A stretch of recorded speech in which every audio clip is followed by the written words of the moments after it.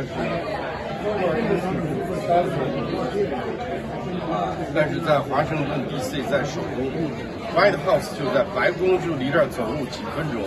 这里是美国首都中心啊，来在那儿拍个外面那个楼的景色。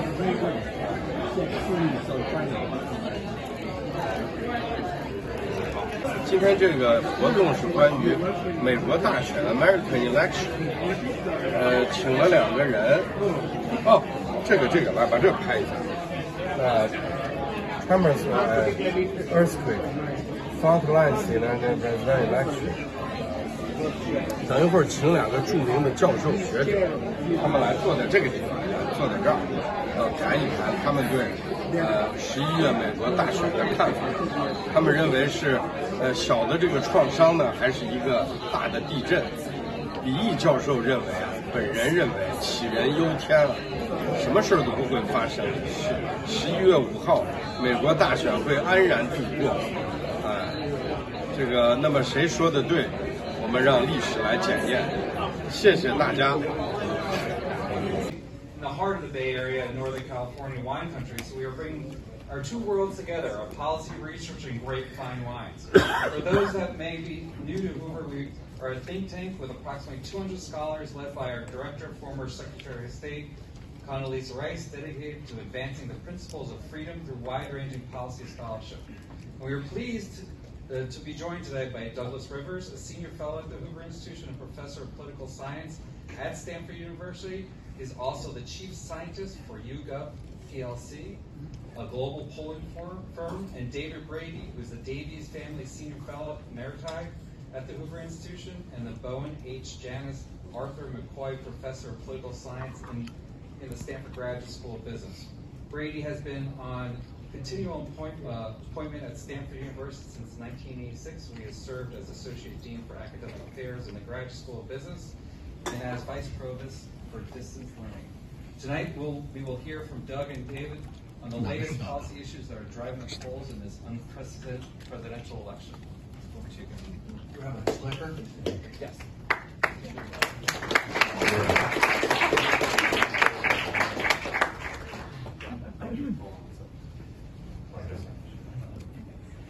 Go ahead, just do it with your hands. Open sesame. I guess there's an election this year. So we're here to share some data that we've been collecting on a project called SAY24. That's a collaboration between political scientists at Stanford, Arizona State, and Yale. We started in December. We drew over 100,000 people from YouGov's panel of U.S. voters. We've re-interviewed them twice since December, and then we've taken a smaller group of 30,000 from that, and every week we interview 7,500 of them. So overall, we'll do about 1 million interviews in 2024. So it's big data. Why would we do this? I think President Trump told Christians that if they come out and vote in big numbers this time, they will never have to vote again. So we thought if we polled big time, we would never have to poll again. Actually, we're never satiated with data, so it's not going to stop us at all. The motivation was that most polling that's done these days is underpowered, in the sense that if you interview 1,000 people this week and a different 1,000 people next week, on average, you should expect the margin to swing by about 4 points between pairs of weeks, which isn't very helpful in the current environment. And secondly, it's kind of crazy because hardly anyone ever changes how they vote. And so our idea is to keep going back to the same set of people so that we can see who's actually changing. And then we have enough of them that we can detect fairly small changes, and in particular detect changes in battleground states, which are the ones that are going to determine the election. So, on to the data. Where's the right button?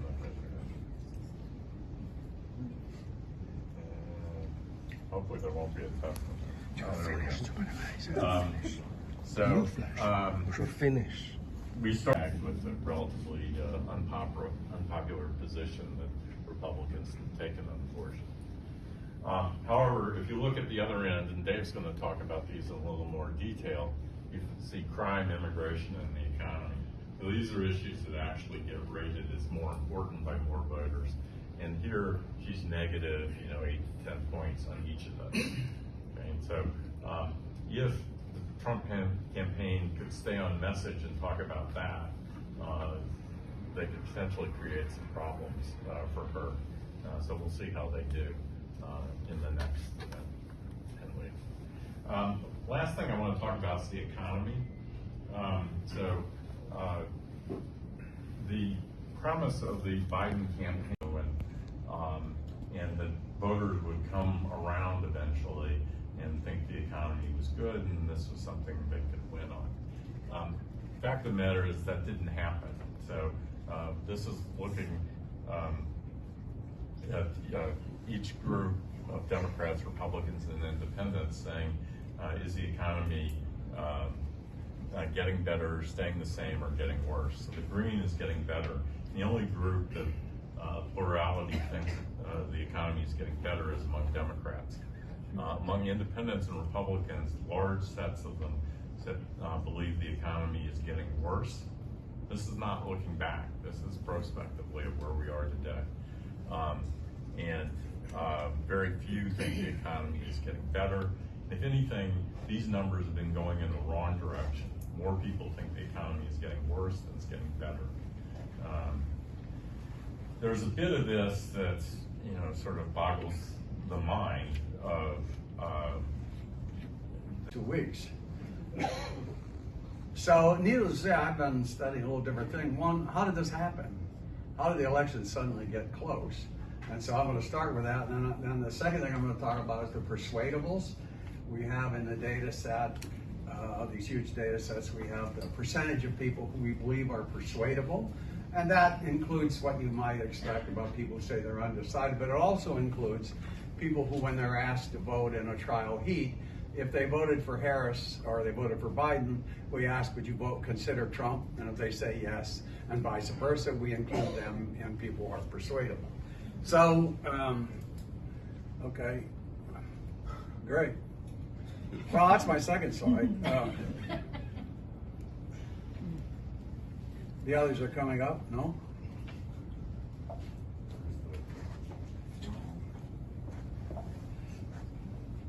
Well, I can talk about it, I guess. Are See these? if you can hear. Well, there's not there. I think it's. They have to do it with the computer.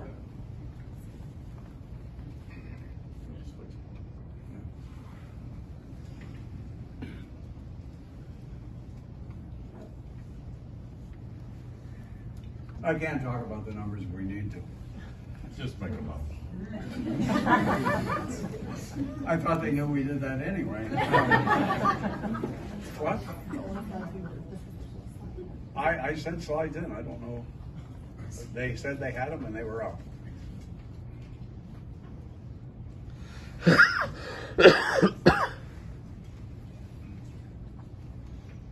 Erin said she sent them, but no, those are not mine. Okay. Well, Good thing I spent those hours preparing. All right, here we go. We're doing better than Twitter, though. Not much. So the first thing I wanted to look at was, so we had these polls where we do 7,500 people. I had the poll just before Biden said he would step down, and then I had the latest poll that we had done. And so I looked across categories, and I said, okay, we look across categories, blacks, Hispanics, so on and so forth. What I found was that what happened was blacks increased their percentage that were for Harris over Biden. So I got Biden and I've got Harris, and I got these categories. Blacks, it's by about 10%. Whites, it was by 8%. Younger people, it was 12%. Hispanics, it was 11%. and women was about 8%. So across all of those categories, the first thing that happened is there's a jump immediately changing from Biden to Harris. She gets that jump, and that helps make the election closer.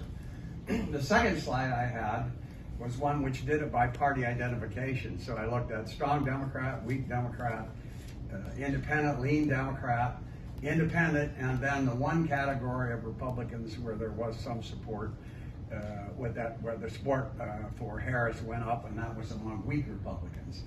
So across the board, again, strong Democrats, there was a jump of about 10 points, about 12 points among weak Democrats, and about 12 points again among. So across Democrats, it went up. Among independents, her gain wasn't as big, and that's because I think, as Doug pointed out, the economic issues and the others are what's crucial.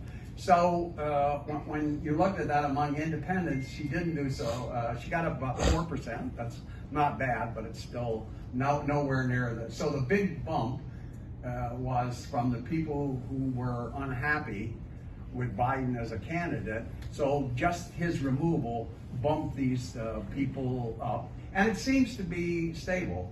I did Doug's stuff showed the last week, which is the August poll. I don't have that, but I just looked at it beforehand, and it seems across the board. It seems every number I gave you is stable. So she's picked up across the board, and among weak Republicans, she's at 8 points. So she has some credibility. The last slide I had on that was where I think she's in trouble. And that last slide, among Democrats, 12.2% of Democrats say that inflation is the most important issue. So where she gets, among Democrats in general, she's at 93% or et cetera. If you're a Democrat, and 12.2%, think inflation is the most important issue, she's getting in the last poll 86, 87 points. So she's down 6, 7 points among those people.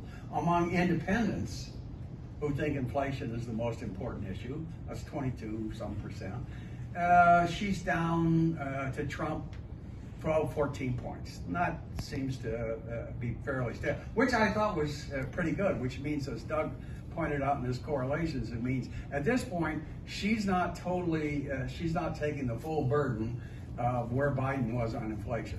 She's doing better on that.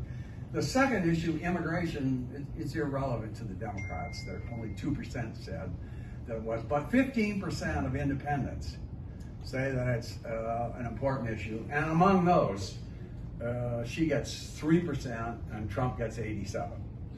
So the downside for me was on the two issues that are very important to the public. They need to be able to talk about inflation. They need to be able to come out, and apparently they have some commercials coming out on immigration. They need to be able to talk about those. On issues like, there are issues like saving democracy and crime and civil rights. They do well, but on the aggregate, that stuff that I was doing, I had Harris that improved in those states. She'd gone from Biden was down by more, and she was down by less. So she caught up, was within 1 or 2 percentage points in the aggregate. And after Labor Day, I mean, not after Labor Day, but sorry, after the Democratic Convention, we'll have this next survey, and we'll have the data state by state, and battleground states included, and Senate races, and a model for House races. Okay, so the persuadables, generally that's in the swing states, but persuadables are not in there. The only issues that are over 10% for them are inflation and jobs. They don't care much about immigration. They don't care about other things. Those are the two primary things they care about. And again, that means the Democrats, Harris, have to find a way to talk about, and you can expect the Trump campaign to go after that in the way that Doug said. But even here, when we asked that question of persuadables who voted for Trump, twice as many people who voted for Trump in the trial heat say they vote for Harris than the opposite. So even there's room to maneuver. So I would say, in general, she does have a percent lead nationally. I think she is a bit behind across those states. We'll know more after the Democratic convention when we see that. And what we're probably going to be paying most attention to is those states and how stable are the positives she's gotten now. We've had second week, third week now, and they seem to stay pretty stable. So we'll see that, and then we're going to be looking at the persuadables and see what movement there is there. And among those persuadables, last thing I'd say is they have a tendency. By the way, they're more moderate than the public in general. So they tend to be, they're more centrist, and that's why I think, as Doug implied, that the campaign has to pick up votes in the center. They're not going to pick up any more on the left. They're certainly not going to pick them up on the right. So both campaigns got to move to the middle in some way. And the persuadables, it seems the economic issues are more important, but she seems to have generated some room for maneuver, and actually has improved across the persuadable category. So that was it, and I appreciate applause for the slides, which is Q&A,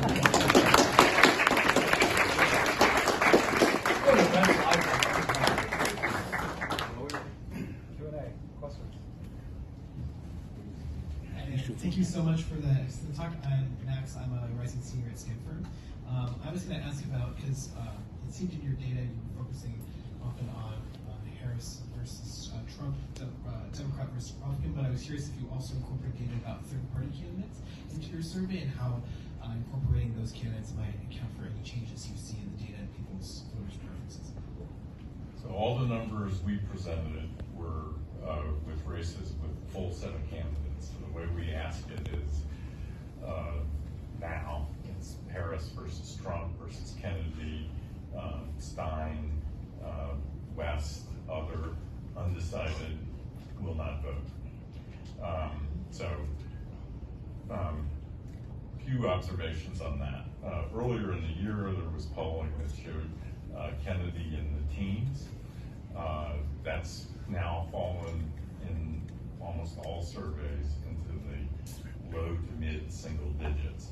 And that was before the haircut. I've been somewhat puzzled that our numbers on Kennedy have been lower than some of the public polling. Our poll said that the race was, I think, Harris +1. And they said, well, these same people had Biden +10 in August of 2020, which is true. It shows there is a staff down there that pays attention. So why do we believe we aren't seeing the same thing this time? And so, as you correctly said, the midterm races in both 2018 and 2022 was pretty good, but we now have Trump back on the ballot. Why do we believe we're not back to the 2020? Right, so frankly, I'll say we don't know that we aren't going to have the similar problem, and we don't fully understand what happened in both 2016 and 2020 that made the polls significantly off. But it was smaller in 2020 for Harris. Yeah. Not really. What we've done is we've gone back and said, where were we missing Trump voters? We don't believe it's silent Trump voters. My experience with Trump voters is they're not bashful about telling you what they think. But there were places that we missed them. They tended to be rural voters. They tend to be evangelicals. And so what we've done is to go back and change our methodology to where we've matched people to the voter files in the precinct level voting returns. And we found that we were underrepresenting voters in rural areas that were particularly very strong places for Trump. And we hope that's corrected it. But I'd be lying if I said I didn't worry about it. Back there, sorry. We don't control the We don't control the microphone.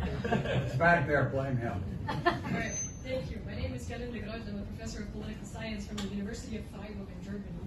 I'd be curious to hear your thoughts about the popularity of Kamala Harris, because she seemed to be a very unpopular vice president, and all of a sudden she energizes the Democratic base.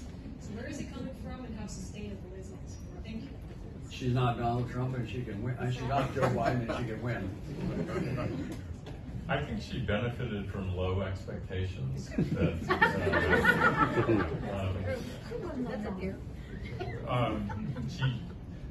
She was better than, so I think she deserves what she's getting. I think the rollout was important. They made the rollout without, they did it quickly. There was no messing around, didn't have Shapiro and others talking about it. So, and she's handled it very well. And I still think the fact is that it wasn't Biden and they had a chance to win. And as the polls show that she's ahead, that momentum has continued for some time. And my guess is it's going to continue for at least the next 2 weeks through the Democratic Convention. I don't see any downside in any of this. Well, I would like to know what do you expect about the other two branches, you know, the representatives and the senators? They don't really affect the vote. The vice president's choice doesn't affect them. When you go back statistically, 1960 is the last time where you can find a real difference when LBJ carried Texas. They can hurt you sometimes. Sarah Palin, in the long run, hurt the campaign some, but there's a lot of press and a lot of coverage on it. But when you actually try and look and see how much of a difference did it make in terms of the way people voted, statistically, it's hard to find evidence. I agree with what Dave said there, and I think Trump said it as well, that the vice president doesn't matter. But we continue to poll on them, and so far, J.D. Vance had a rather, so no one outside of the states they were from knew much about these people before. I know they weren't unknown to the people in this room, but if you look at the public at large, both of these people are largely unknown through most of the country. 亲爱的团队，刚才这个活动就结束了。大家看，坐到这个人，他是支持这个贺锦丽的；坐到这儿的人是支持拜登的。他们两个人都是美国著名的政治学家。那么他刚刚完成了一个重大的研究，刚才在这个黑板上讲了所有的数据，他的所有数据都说贺锦丽是要赢的。那么他呢，刚刚写完一本书。这本书的最后一章就是说拜登，特朗普赢定，所以他们两个人说的话是不一样的，是不一样的。那么，我认为呢，说的都没错，特别是这个支持特朗普的人说，他说现在共和党的人都支持川普，这特朗普这就不用说了，民主党的人有很大一部分人是关心两个问题。特别是中间派关心哪两个大问题呢？第一是通货膨胀，通货膨胀这个我今天不讲，我明天后天再讲。那么人们认为因为通货膨胀，所以大家要选川普。第二个呢就是非法移民，非法移民量很大。那么他就认为因为这两个问题，所以共和党投特朗普，民主党投贺锦丽，中间派这些可以被说服的人，他们最后会投川普。所以即使因为美国是选举人制度，不是全民投票，全民投票即使贺锦丽赢1%、2%、3%，具体到每个州的选举人，特朗普还是要赢。这就是这老头说的。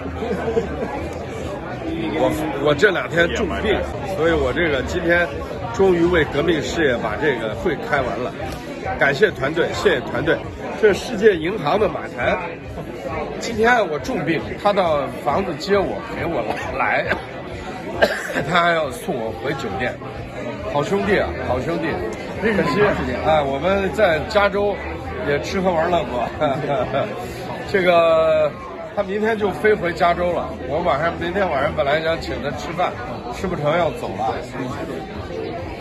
那好，团队，我们这个李毅教授在美国首都开会到此结束，谢谢大家。